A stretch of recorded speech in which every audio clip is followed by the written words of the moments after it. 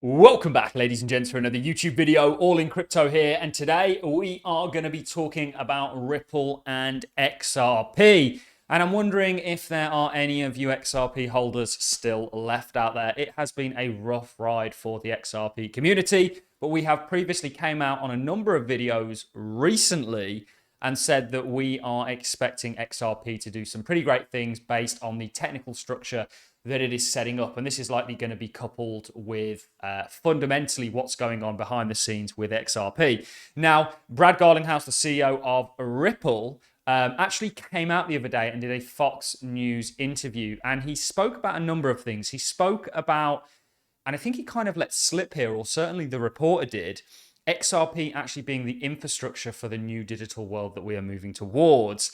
And he also spoke about stablecoins, how XRP are now entering that race, and why Ripple, he didn't speak about this, but I'm speculating on this and theorizing on this, are essentially the best placed player to actually capitalize on stablecoins because they are US based and have insisted on staying US based and gone through the regulatory rigmarole and actually sort of prevailed in many regards. You know, XRP is one of the few cryptocurrencies that has actually gone through the court system and had clarity awarded to it by Judge Torres in regards to it not being a security. So we don't really focus too much on the fundamentals here at All in Crypto. I am a technical trader. We understand the fundamentals. We bring them up. And our reason for recently coming out and highlighting XRP is purely based on what is technically setting up and how it very much looks similar to what technically set up going into 2017. And I do think that is going to happen again. Not to the same percentages. We haven't been telling people to, or coming out and talking about XRP. We don't tell people to do anything here at All in Crypto. We're a non-advisory channel. Nothing I say or do here is financial advice. But we haven't been really talking largely about XRP since 2018. And we've only recently started talking about it here because we think you're at a similar point to what took place going into 2017. But I want to cover that towards the end of the video. What I want to do is actually break this clip. We're not going to play the whole Fox business interview. I don't think it's very fair. That's their content. They own it. But what I want to do is actually look at two clips. The first one with Brad talking about how they're well positioned to kind of capitalize and become a kind of infrastructure to the new digital world that we're moving towards. And then the second one talking about stablecoins and actually how Ripple may be positioned to be what the US use to remain dominant in the kind of field of stablecoins. Tether is a non-US company. That's a massive threat. We did see a new stablecoin bill passed in the US that actually didn't mention Tether specifically, but it didn't need to. And also we had Sen Lumas coming out and saying it's going to pay to choose Circle, the US company, Coinbase company, over Tether. And I think Ripple are going to, with the rise of stablecoins, actually do very well. That's another narrative to kind of couple on to the ones we've already seen. And if you understand, if you read the XRP white paper, the XRP kind of ledger paper, it came out in 2014. It was always built not just to remit and transmit currencies, but digital assets more broadly. It's going to, I think, act as the kind of inter-rail system, the rails that the new digital world perhaps runs on. And certainly in this Fox News interview, that was kind of let slip by the reporter. So let's dive into that. And I'm glad you mentioned all of those countries because that's also an opportunity for you, obviously, at Ripple. I want to get your take on that because you recently announced Ripple is launching a U.S. dollar-backed stablecoin later this year. You say this bridges the gap between traditional finance and cryptocurrency. Tell us how that will play out, why it's valuable, and give us the growth story for Ripple. Where does growth come from at your company in the coming 3 years? So to start with that last piece, Ripple, about over 95% of our customers are non-US financial institutions. We sell payment solutions, we sell custody solutions around blockchain and crypto. We're going to keep expanding, even though the US market, as we were talking about earlier, partly from a regulatory point of view, has been slow to adopt.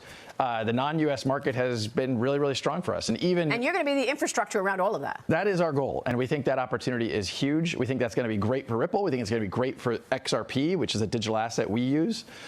So I'm very, very optimistic about that. I just think that the U.S. needs to figure it out. And you're going to be the infrastructure around all of that. That is our goal. And you're going to be the infrastructure surrounding that. And Brad retaliates with, or responds, not retaliates, a bit aggressive.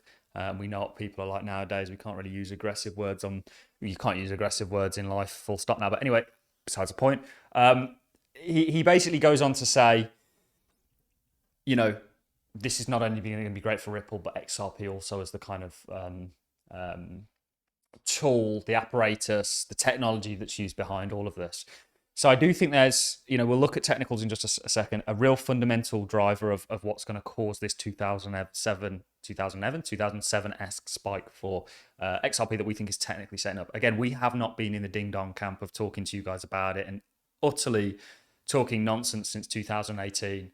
We're now saying, pay attention, look at what's setting up, history may be about to repeat, and actually things are getting closer from a fundamental point of view. And ultimately, just a quick word on my own, how I'm approaching this. I've not bet the farm on XRP. It's about 5% of my portfolio. People are clowning me about that. I own 20, I think it's 6 or 7 different cryptocurrencies. So for 5%, okay for me, significant. If you want to find out what I own in my portfolio, do consider becoming a patron. Link in the description. You'll unlock my portfolio, 2 weekly meetings with me, so on and so forth, and access to a quite frankly amazing community. Certainly in times of volatility like what we've seen. Let's now listen to what he has to say about stablecoins, and then we'll dive over to the new bill in regards to stablecoins and dive into a little bit of technicals. And the stablecoin? Oh, the stablecoin. So like Ripple has always been about how do we bridge this new world with a traditional kind of, people call it TradFi, traditional finance. And Ripple has always been that bridge. We started around payments and we sell into banks. A stablecoin, the demand for stablecoins has exceeded, I think, what people thought. It's a $150 billion asset class right now. Some forecast it to be over 2-3 trillion in a few years. The players in that space, particularly one called Tether, is a non-US based entity. And the US, frankly, is kind of going after that because they want this to be regulated. Just yesterday, there's a new bill introduced in the Senate to create some stablecoin legislation, which I think is a positive step of like, hey, finally, we might get some forward momentum there. But I think that market's going to grow a lot. I think a US-based player who is compliance first has a great role to play. Very interesting. A US compliant company, and this is what Ripple's been going through the rigmarole of becoming. I think they're going to end up as a public company as well. Hey, don't be mad. You know, I see so much hate when it is concerned with XRP, and I understand it. If I had been listening to the same ding-dongs as many of you guys out there that hold XRP since 2018, what's that, 6 years, nearly 7 years now, I would be peed off as well. But you make your bed, you lie in it. I'm a big believer of that. You know, people have got this real childish attitude when it comes to the crypto space of looking for somebody else to blame for their own decisions.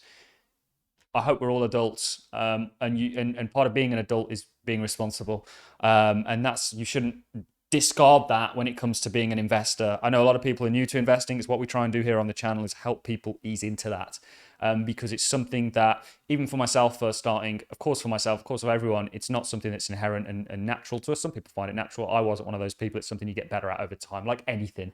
So very interesting how he sort of talks about how Ripple is very well in XRP as a result of this position to benefit from what took place. There was a stablecoin bill that was actually released. So US stablecoin bill didn't mention Tether, but it did not have to.